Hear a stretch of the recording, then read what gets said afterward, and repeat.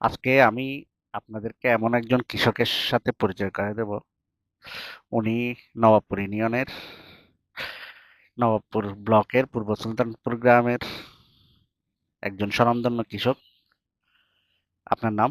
বশির আহমদ। আহ, আপনার বয়স? বয়স 92। দর্শক, ওনার বয়স 92 বছর। আমি খুবই সৌভাগ্যবান, আমার একজন কৃষক 92 বছর বয়সে আমি পাইছি। তো আপনার কৃষি জীবনের কিছু আহ, গল্প। গল্প আ- স্যার, আমরা তখন আউট ডাউন করতাম, সিগন্যাল করতাম, বিন্যাতোয়া করতাম। আচ্ছা, আপনাদের এখানে তখন তো জোয়ার ভাটা হতো। হ্যাঁ, জোয়ার ভাটা হতো। এই তখন আপনারা কেমন, আপনাদের দিন কেমন কাটতো? তখন তো দুর্গতির দিন আছিল, তখন তো অভাব ছিল। অভাব ছিল। অভাব ছিল, ঠিক মতো ফসল ফলতো না। অঙ্গা যে ফসল বার যে তখন তো এই ফসল ছিল না, এই সার ওষুধ ছিল না। মানে এখন তো আল্লাহ সব কিছু আল্লাহ দেখাচ্ছে, আমাদেরকে দেখা দিতেছে, পাইতেছি, করতেছি। হ্যাঁ। এই যে কৃষক, আহ, উনি তখন যে সমস্যাগুলো ছিল, এখন সেই সমস্যাগুলো নাই বলতেছে। আহ, এই যে কৃষকের, আপনি তো তখন আউশ করতেন। জি, আউট করতাম।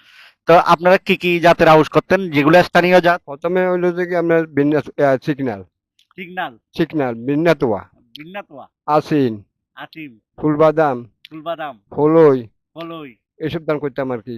আচ্ছা, আচ্ছা, আচ্ছা।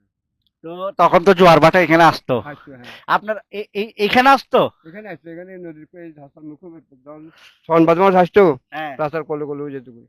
রাস্তা করে করে তখন আপনারা মাছও ধরতেন। হ্যাঁ, মাছ ধরতাম। আচ্ছা, আচ্ছা, আচ্ছা। তো আপনার এই 92 বছর বয়সে আপনার পরিচিত যারা আছে তারা কয়জন বেঁচে আছেন? ওখানে আমার সমবয়সী কত 200 জন থাকতে পারে, বেশি নেই। বেশি নেই। আপনি তো আমাদের কৃষি অফিস সোনাগাজী থেকে এবার আউশ ধান করতেছেন। হ্যাঁ, জি।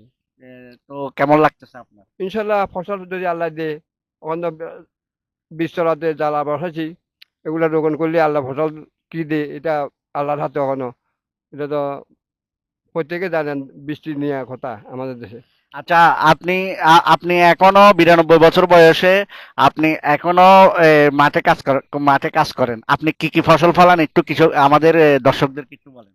এই তো এখন মানে ডুল্লা শাক করি, মূলা শাক করি, কুমড়া শাক করি, পালং শাক করি, তারপরে লাল শাক করি, তারপরে বেগুন করি, কদু করি, সহিন্দা করি।